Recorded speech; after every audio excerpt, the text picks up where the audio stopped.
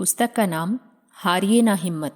लेखक का नाम पंडित श्रीराम शर्मा आचार्य। ऑडियो 1। जो लोग आध्यात्मिक चिंतन से विमुख होकर केवल लोकोपकारी कार्य में लगे रहते हैं, वे अपनी ही सफलता पर अथवा सद्गुणों पर मोहित हो जाते हैं। वे अपने आप को लोक सेवक के रूप में देखने लगते हैं। ऐसी अवस्था में वे आशा करते हैं कि सब लोग उनके कार्यों की प्रशंसा करें, उनका कहा मानें। उनका बढ़ा हुआ अभिमान उन्हें अनेक लोगों का शत्रु बना देता है। इससे उनकी लोक सेवा उन्हें वास्तविक लोक सेवक न बनाकर लोक विनाश के रूप धारण कर लेती है। आध्यात्मिक चिंतन के बिना मनुष्य में विनीत भाव नहीं आता और न उसमें अपने आप को सुधारने की क्षमता रह जाती है। वह भूलों पर भूल करता चला जाता है और इस प्रकार अपने जीवन को विकल बना लेता है। हम जिस भारतीय संस्कृति, भारतीय विचारधारा का प्रचार करना चाहते हैं, उससे आपके समस्त कष्टों का निवारण हो सकता है। राजनीतिक शक्ति द्वारा आपके अधिकारों की रक्षा हो सकती है, पर जिस स्थान से हमारे सुख दुख की उत्पत्ति होती है, उसका नियंत्रण राजनीतिक शक्ति नहीं कर सकती। यह कार्य आध्यात्मिक उन्नति से ही संपन्न हो सकता है। मनुष्य को मनुष्य बनाने की वास्तविक शक्ति भारतीय संस्कृति में ही है। यह संस्कृति हमें सिखाती है कि मनुष्य मनुष्य से प्रेम करने को पैदा हुआ है, लड़ने मरने को नहीं। अगर हमारे सभी कार्यक्रम ठीक ढंग से चलते रहे तो भारतीय संस्कृति का सूर्योदय अवश्य होगा। यदि तुम शांति, सामर्थ्य और शक्ति चाहते हो तो अपनी अंतरात्मा का सहारा पकड़ो। तुम सारे संसार को धोखा दे सकते हो, किंतु अपनी आत्मा को कौन धोखा दे सका है? यदि प्रत्येक कार्य में आप अंतरात्मा की सम्मति प्राप्त कर लिया करेंगे तो विवेक पथ नष्ट न होगा। दुनिया भर का विरोध करने पर भी यदि आप अपनी अंतरात्मा का पालन कर सके तो कोई आपको सफलता प्राप्त करने से नहीं रोक सकता। जब कोई मनुष्य अपने आप को अद्वितीय व्यक्ति समझने लगता है और अपने आप को चरित्र में सबसे श्रेष्ठ मानने लगता है, तब उसका आध्यात्मिक पतन होता है। मन में सबके लिए सद्भावनाएं रखना, संयमपूर्ण सचरित्रता के साथ समय व्यतीत करना, दूसरों की भलाई बन सके उसके लिए प्रयत्नशील रहना, वाणी को केवल सत्प्रयोजनों के लिए ही बोलना, न्यायपूर्ण कमाई पर ही गुजारा करना, भगवान का स्मरण करते रहना, अपने कर्तव्य पर आरूढ़ रहना, अनुकूल प्रतिकूल परिस्थितियों में विचलित न होना। यही नियम है जिनका पालन करने से जीवन यज्ञमय बन जाता है। मनुष्य जीवन को सफल बना लेना ही सच्ची दूरदर्शिता और बुद्धिमत्ता है। जब तक हम में अहंकार की भावना रहेगी, तब तक त्याग की भावना का उदय होना कठिन है। उठो, जागो, रुको मत, जब तक कि लक्ष्य न प्राप्त हो जाए। कोई दूसरा हमारे प्रति बुराई करे या निंदा करे, उद्वेगजनक बात कहे, तो उसको सहज करने और उसे उत्तर न देने से बैर आगे नहीं बढ़ता। अपने ही मन में कह लेना चाहिए कि इसका सबसे अच्छा उत्तर है मौन। जो अपने कर्तव्य कार्य में जुटा रहता है और दूसरों के अवगुणों की खोज में नहीं रहता, उसे आंतरिक प्रसन्नता रहती है। जीवन में उतार चढ़ाव आते ही रहते हैं। हंसते रहो, मुस्कुराते रहो। ऐसा मुख किस काम का जो हंसे नहीं, मुस्कुराए नहीं। जो व्यक्ति अपनी मानसिक शक्ति स्थिर रखना चाहते हैं, उनको दूसरों की आलोचनाओं से चिढ़ना नहीं चाहिए। तुम्हें यह सीखना होगा कि इस संसार में कुछ कठिनाइयां हैं जो तुम्हें सहन करनी है। वे पूर्व कर्मों के फलस्वरूप तुम्हें अजेय प्रतीत होती हैं। जहां कहीं भी कार्य में घबराहट, थकावट और निराशाएं हैं, वहां अत्यंत प्रबल शक्ति भी है। अपना कार्य कर चुकने पर एक ओर खड़े हो, कर्म के फल को समय की धारा में प्रवाहित हो जाने दो। अपनी शक्ति भर कार्य करो और तब अपना आत्मसमर्पण करो। किन्हीं भी घटनाओं में हतोत्साहित न हो। तुम्हारा अपने ही कर्मों पर अधिकार हो सकता है, दूसरों के कर्मों पर नहीं। आलोचना न करो, आशा न करो, भय न करो। सब अच्छा ही होगा। अनुभव आता है और जाता है। खिन्न न हो। तुम दृढ़ भित्ति पर खड़े हुए हो। तुम दृढ़ भित्ति पर खड़े हुए हो।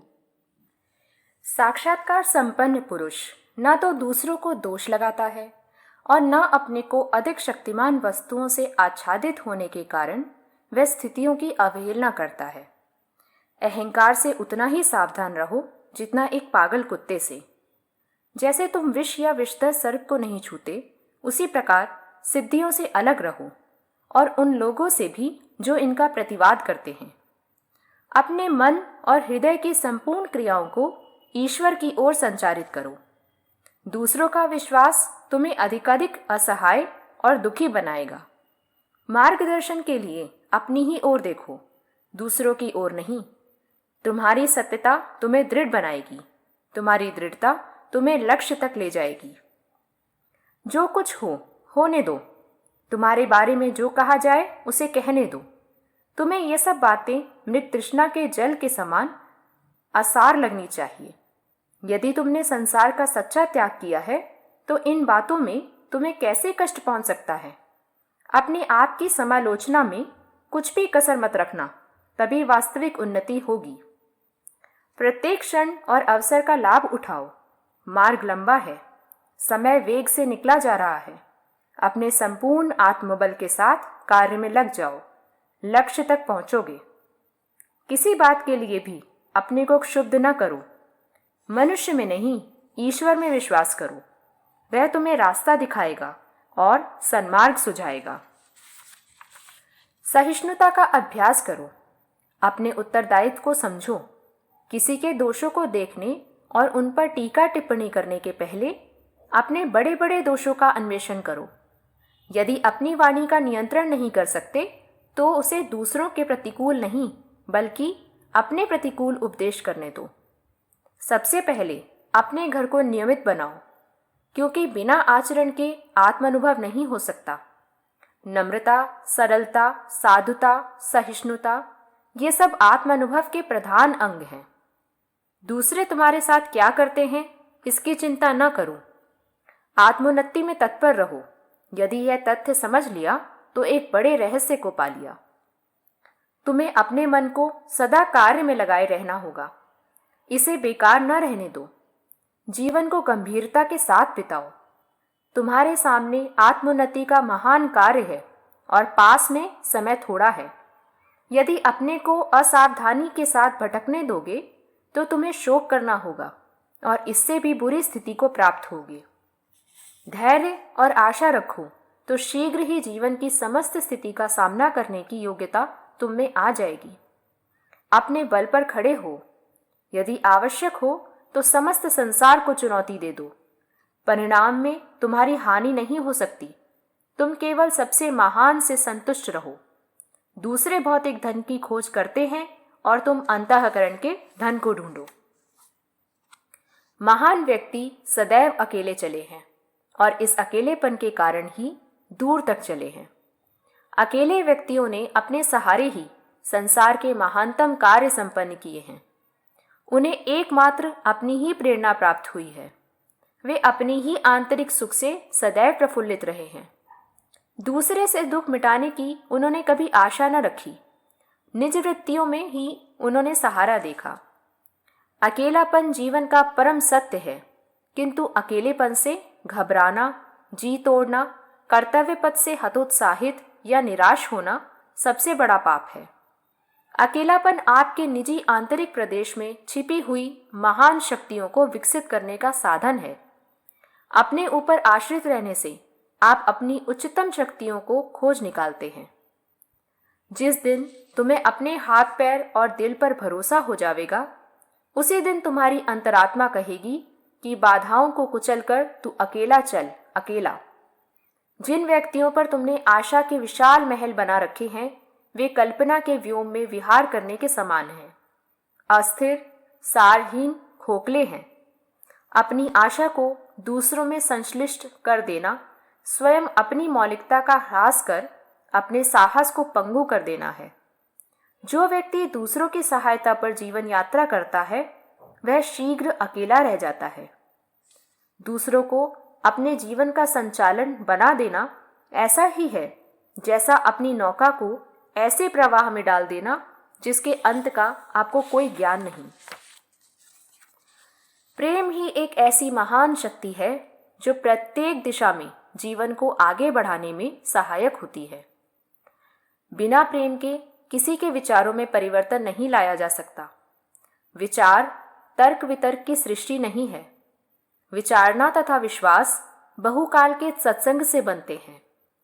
अधिक समय की संगति का ही परिणाम प्रेम है। इसलिए विचारधारणा अथवा विश्वास प्रेम का विषय है। यदि हम दूसरों पर विजय प्राप्त करके उनको अपनी विचारधारा में बहाना चाहते हैं, उनके दृष्टिकोण को बदलकर अपनी बात मनवाना चाहते हैं, तो प्रेम का सहारा लेना चाहिए। तर्क और बुद्धि हमें आगे नहीं बढ़ा सकते हैं। विश्वास रखिए कि आपकी प्रेम और सहानुभूतिपूर्ण सभी बातों को सुनने के लिए दुनिया विवश होगी। हम दूसरों को बरबस अपनी तरह विश्वास, मत, स्वभाव एवं नियमों के अनुसार कार्य करने और जीवन व्यतीत करने के लिए बाध्य करते हैं। दूसरों को बरबस सुधार डालने, अपने विचार या दृष्टिकोण को जबरदस्ती थोपने से न सुधार होता है और न आपका ही मन प्रसन्न होता है। यदि हम अमुक व्यक्ति को दबाए रखेंगे तो अवश्य परोक्ष रूप से हमारी उन्नति हो जाएगी। अमुक व्यक्ति हमारी उन्नति में बाधक है। अमुक हमारी चुगली करता है, दोष निकालता है, मानहानि करता है। अतः हमें अपनी उन्नति न देखकर पहले अपने प्रतिपक्षी को रोके रखना चाहिए। ऐसा सोचना और दूसरों को अपनी असफलताओं का कारण मानना भ्रममूलक है। जब मन में पुरानी दुखद स्मृतियां सजग हों तो उन्हें भुला देने में ही श्रेष्ठता है। अप्रिय बातों को भुलाना आवश्यक है। भुलाना उतना ही जरूरी है जितना अच्छी बात का स्मरण करना। यदि तुम शरीर से, मन से और आचरण से स्वस्थ होना चाहते हो तो अस्वस्थता की सारी बातें भूल जाओ। माना कि किसी अपने ही तुम्हें चोट पहुंचाई है, तुम्हारा दिल दुखाया है, तो क्या तुम उसे लेकर मानसिक उद्वेलन में लगे रहोगे? अरे भाई, उन कष्टकारक अप्रिय प्रसंगों को भुला दो। उधर ध्यान न देकर अच्छे शुभ कर्मों से मन को केंद्रीभूत कर दो। चिंता से मुक्ति पाने का सर्वोत्तम उपाय दुखों को भूलना ही है। तुम सुख दुख की अधीनता छोड़ उनके ऊपर अपना स्वामित्व स्थापन करो और उसमें जो कुछ उत्तम मिले उसे लेकर अपने जीवन को नित्य नया रसयुक्त बनाओ। जीवन को उन्नत करना ही मनुष्य का कर्तव्य है। इसलिए तुम भी उचित समझो सो मार्ग ग्रहण कर इस कर्तव्य को सिद्ध करो। प्रतिकूलताओं से डरोगे नहीं और अनुकूलता ही को सर्वस्व मानकर न बैठे रहोगे तो सब कुछ कर सकोगे। जो मिले उसी से शिक्षा ग्रहण कर जीवन को उच्च बनाओ। यह जीवन ज्यों ज्यों उच्च बनेगा त्यों त्यों आज जो तुम्हें प्रतिकूल प्रतीत होता है वह सब अनुकूलन दिखने लगेगा और अनुकूलता आ जाने पर दुख मात्र की निवृत्ति हो जाएगी। हमारी कोई सुनता नहीं, कहते कहते थक गए पर सुनने वाले कोई सुनते नहीं, अर्थात उन पर कुछ असर ही नहीं होता। मेरी राय में इसमें सुनने वाले से अधिक दोष कहने वाले का है। कहने वाले करना नहीं जानते। वे अपनी ओर देखें। आत्मनिरीक्षण कार्य की शून्यता की साक्षी दे देगा। वचन की सफलता का सारा दारोमदार कार्यशीलता में है। आप चाहे बोले नहीं, थोड़ा ही बोले, पर कार्य में जुट जाइए। आप थोड़े ही दिनों में देखेंगे कि लोग बिना कहे आपकी ओर खिंचे आ रहे हैं। अतः कहिए कम, करिए अधिक, क्योंकि बोलने का प्रभाव तो क्षणिक होगा और कार्य का प्रभाव स्थायी होता है। साहस ने हमें पुकारा है। समय ने, युग ने, कर्तव्य ने, उत्तरदायित्व ने, विवेक ने, पौरुष ने हमें पुकारा है। यह पुकार अनसुनी न की जा सकेगी। आत्मनिर्माण के लिए, नवनिर्माण के लिए हम कांटों से भरे रास्तों का स्वागत करेंगे और आगे बढ़ेंगे। लोग क्या कहते हैं और क्या करते हैं इसकी चिंता कौन करे? अपनी आत्मा ही मार्गदर्शन के लिए पर्याप्त है। लोग अंधेरे में भटकते हैं, भटकते रहें। हम अपने विवेक के प्रकाश का अवलंबन कर स्वतः आगे बढ़ेंगे। कौन विरोध करता है, कौन समर्थन, इसकी गणना कौन करे? अपनी अंतरात्मा, अपना साहस अपने साथ है। सत्य के लिए, धर्म के लिए, न्याय के लिए हम एकाकी आगे बढ़ेंगे और वही करेंगे जो करना अपने जैसे सजग व्यक्तित्वों के लिए उचित और उपयुक्त है। सुधारवादी तत्वों की स्थिति और भी उपास्यास्पद है। धर्म, अध्यात्म, समाज एवं राजनीतिक क्षेत्रों में सुधार एवं उत्थान के नारे जोर शोर से लगाए जाते हैं, पर उन क्षेत्रों में जो हो रहा है, जो लोग कर रहे हैं, उसमें कथनी और करने के बीच जमीन आसमान जैसा अंतर देखा जा सकता है। ऐसी दशा में उज्जवल भविष्य की आशा धूमिल ही होती चली जा रही है।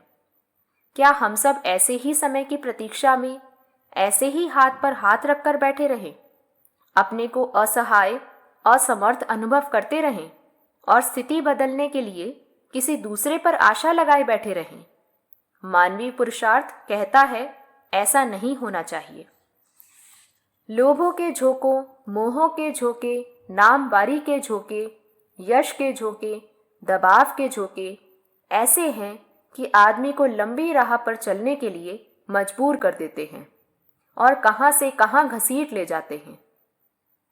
हमको भी घसीट ले गए होते। ये सामान्य आदमियों को घसीट ले जाते हैं। बहुत से व्यक्तियों में जो सिद्धांतवाद की राह पर चले, इन्हीं के कारण भटक कर कहां से कहां जा पहुंचे। आप भटकना मत। आपको जब कभी भटकन आए तो आप अपने उस दिन की, उस समय की मनस्थिति को याद कर लेना, जबकि आपके भीतर से श्रद्धा का एक अंकुर उगा था। उसी बात को याद रखना कि परिश्रम करने के प्रति जो हमारी उमंग और तरंग होनी चाहिए, उसमें कमी तो नहीं आ रही। लगन आदमी के अंदर हो तो 100 गुना काम करा लेती है। इतना काम करा लेती है कि हमारे काम को देखकर आपको आश्चर्य होगा। इतना साहित्य लिखने से लेकर इतना बड़ा संगठन खड़ा करने तक और इतनी बड़ी क्रांति करने से लेकर के इतने आश्रम बनाने तक जो काम शुरू किए हैं, वे कैसे हो गए? यह लगन और श्रम है। यदि हमने श्रम से जी चुराया होता तो उसी तरीके से घटिया आदमी होकर के रह जाते, जैसे कि अपना पेट पालना ही जिनके लिए मुश्किल हो जाता है। चोरी से, ठगी से, चालाकी से जहां कहीं भी मिलता, पेट भरने के लिए, कपड़े पहनने के लिए और अपना मौज शौक पूरा करने के लिए पैसा इकट्ठा करते रहते, पर हमारा यह बड़ा काम संभव न हो पाता। पुस्तक का नाम हारिए न हिम्मत, लेखक का नाम पंडित श्रीराम शर्मा आचार्य। ऑडियो 2। अपने दोष दूसरों पर थोपने से कुछ काम न चलेगा। हमारी शारीरिक एवं मानसिक दुर्बलताओं के लिए दूसरे उत्तरदायी नहीं, वरन हम स्वयं ही हैं। दूसरे व्यक्तियों, परिस्थितियों एवं प्रारब्ध भोगों का भी प्रभाव होता है, पर 3/4 जीवन तो हमारे आज के दृष्टिकोण एवं कर्तव्य का ही प्रतिफल होता है। अपने को सुधारने का काम हाथ में लेकर हम अपनी शारीरिक और मानसिक परेशानियों को आसानी से हल कर सकते हैं। प्रभाव उनका नहीं पड़ता जो बकवास तो बहुत करते हैं, पर स्वयं उस ढांचे में ढलते नहीं, जिन्होंने चिंतन और चरित्र का समन्वय अपने जीवन क्रम में किया है। उनकी सेवा साधना सदा फलती फूलती रहती है। क्या करें, परिस्थितियां हमारे अनुकूल नहीं हैं। कोई हमारी सहायता नहीं करता, कोई मौका नहीं मिलता, आदि शिकायतें निरर्थक हैं। अपने दोषों को दूसरों पर थोपने के लिए इस प्रकार की बातें अपनी दिल जमाई के लिए कही जाती हैं।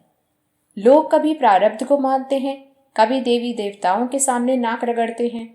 इस सब का कारण है अपने ऊपर विश्वास का न होना। दूसरों को सुखी देखकर हम परमात्मा के न्याय पर उंगली उठाने लगते हैं, पर यह नहीं देखते कि जिस परिश्रम से इन सुखी लोगों ने अपने काम पूरे किए हैं, क्या वह हमारे अंदर है? ईश्वर किसी के साथ पक्षपात नहीं करता। उसने वह आत्मशक्ति सबको मुक्त हाथों से प्रदान की है, जिसके आधार पर उन्नति की जा सके। जब निराशा और असफलता को अपने चारों ओर मंडराते देखो, तो समझो कि तुम्हारा चित्त स्थिर नहीं, तुम अपने ऊपर विश्वास नहीं करते। वर्तमान दशा से छुटकारा नहीं हो सकता जब तक कि अपने पुराने सड़े गले विचारों को बदल न डालो। जब तक यह विश्वास न हो जाए कि तुम अपने अनुकूल चाहे जैसी अवस्था निर्माण कर सकते हो, तब तक तुम्हारे पैर उन्नति की ओर बढ़ नहीं सकते। अगर आगे भी न संभलोगे तो हो सकता है कि दिव्य तेज किसी दिन बिल्कुल ही क्षीण हो जाए। यदि तुम अपनी वर्तमान अप्रिय अवस्था से छुटकारा पाना चाहते हो तो अपनी मानसिक निर्बलता को दूर भगाओ। अपने अंदर आत्मविश्वास जागृत करो। इस बात का शोक मत करो कि मुझे बार बार असफल होना पड़ता है। परवाह मत करो क्योंकि समय अनंत है। बार बार प्रयत्न करो और आगे की ओर कदम बढ़ाओ। निरंतर कर्तव्य करते रहो। आज नहीं तो कल तुम सफल होकर रहोगे। सहायता के लिए दूसरों के सामने मत गिड़गिड़ाओ क्योंकि यथार्थ में किसी में भी इतनी शक्ति नहीं है जो तुम्हारी सहायता कर सके। किसी कष्ट के लिए दूसरों पर दोषारोपण मत करो क्योंकि यथार्थ में कोई भी तुम्हें दुख नहीं पहुंचा सकता। तुम स्वयं ही अपने मित्र हो और स्वयं ही अपने शत्रु हो। जो कुछ भली बुरी स्थितियां सामने हैं वे तुम्हारी ही पैदा की हुई हैं। अपना दृष्टिकोण बदल दोगे तो दूसरे ही क्षण यह भय के भूत अंतरिक्ष में तिरोहित हो जाएंगे। आपके विषय में, आपकी योजनाओं के विषय में, आपके उद्देश्यों के विषय में अन्य लोग जो कुछ विचार करते हैं उस पर अधिक ध्यान देने की आवश्यकता नहीं है। अगर वे आपको कल्पनाओं के पीछे दौड़ने वाला, उन्मुख अथवा स्वप्न देखने वाला कहें तो उसकी परवाह मत करो। तुम अपने व्यक्तित्व पर श्रद्धा को बनाए रहो। किसी मनुष्य के कहने से, किसी आपत्ति के आने से अपने आत्मविश्वास को डगमगाने मत दो। आत्मश्रद्धा को कायम रखोगे और आगे बढ़ते रहोगे तो जल्दी या देर में संसार आपको रास्ता देगा ही। आगे भी प्रगति के प्रयास तो जारी रखे ही जाएं, पर वह सब खिलाड़ी भावना से ही किया जाए। समझदारी और विचारशीलता का तकाजा है कि संसार चक्र के बदलते क्रम के अनुरूप अपनी मनःस्थिति को तैयार रखा जाए। लाभ, सुख, सफलता, प्रगति, वैभव आदि मिलने पर अहंकार से ऐंठने की जरूरत नहीं है। कहा नहीं जा सकता कि वह स्थिति कब तक रहेगी। ऐसी दशा में रोने, झीकने, खोजने, निराशा होने में शक्ति नष्ट करना व्यर्थ है। परिवर्तन के अनुरूप अपने को ढालने में, विपन्नता को सुधारने में सोचने, हल निकालने और तालमेल बिठाने में मस्तिष्क को लगाया जाए तो यह प्रयत्न रोने और सिर धुनने की अपेक्षा अधिक श्रेयस्कर होगा। बुद्धिमानी इसी में है कि जो उपलब्ध है उसका आनंद लिया जाए और संतोष भरा संतुलन बनाए रखा जाए। एक साथ बहुत सारे काम निपटाने के चक्कर में मनोयोग से कोई कार्य पूरा नहीं हो पाता। आधा अधूरा कार्य छोड़कर मन दूसरे कार्यों की ओर दौड़ने लगता है। यहीं से श्रम, समय की बर्बादी प्रारंभ होती है तथा मन में खीज उत्पन्न होती है। विचार और कार्य सीमित एवं संतुलित कर लेने से श्रम और शक्ति का अपव्यय रुक जाता है और व्यक्ति सफलता के सोपानों पर चढ़ता चला जाता है। कोई भी काम करते समय अपने मन को उच्च भावों से और संस्कारों से ओत-प्रोत रखना ही सांसारिक जीवन में सफलता का मूल मंत्र है। हम जहां रह रहे हैं उसे नहीं बदल सकते, पर अपने आप को बदलकर हर स्थिति में आनंद ले सकते हैं। दूसरों से यह अपेक्षा करना कि सभी हमसे होंगे और हमारे कहे अनुसार चलेंगे, मानसिक तनाव बने रहने का, निरर्थक उलझनों में फंसे रहने का मुख्य कारण है। इससे छुटकारा पाने के लिए यह आवश्यक है कि हम चुपचाप शांतिपूर्वक अपना काम करते चलें और लोगों को अपने हिसाब से चलने दें। किसी व्यक्ति पर हावी होने की कोशिश न करें और न ही हर किसी को खुश रखने के चक्कर में अपने अमूल्य समय और शक्ति का अपव्यय ही करें। यह सोचना निरर्थक है कि कोई हमारी ही बात माने, उसी के अनुसार चले, हम में ही रुचि ले और हमारी ही सहायता करे। यह चाहनाएं गलत भी हैं और हानिकारक भी। दूसरों पर भावनात्मक रूप से आश्रित न होना श्रेयस्कर है। अस्त व्यस्त जीवन जीना, जल्दबाजी करना, रात दिन व्यस्त रहना, हर पल क्षण को काम काज में ठूंसते रहना भी मन क्षेत्र में भारी तनाव पैदा करते हैं। अतः यहाँ यह आवश्यक हो जाता है कि अपनी जीवन विधि को, दैनिक जीवन को विवेकपूर्ण बनाकर चलें।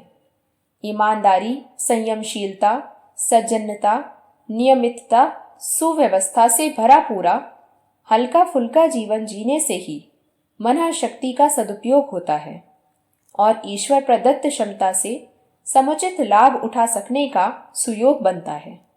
कर्तव्य के पालन का आनंद लूटो और विघ्नों से बिना डरे जूझते रहो। यही है धर्म का सारत्व। संसार के सारे महापुरुष प्रारंभ में साधारण श्रेणी, योग्यता, क्षमताओं के व्यक्ति रहे हैं। इतना होने पर भी उन्होंने अपने प्रति दृष्टिकोणहीन नहीं बनने दिया और निराशा को पास नहीं फटकने दिया। आत्मविश्वास एवं अविरल अध्यवसाय के बल पर वे कदम कदम आगे बढ़ते ही गए। प्रतिकूल परिस्थितियों में भी वे लक्ष्य से विचलित नहीं हुए। नगण्य से साधन और अल्प योग्यता से होते हुए भी देश, धर्म, समाज और मानवता की सेवा में अपने जीवन की आहुति समर्पित कर समाज के सामने उदाहरण प्रस्तुत कर गए और कोटि कोटि जनों को दिशा प्रदान कर गए।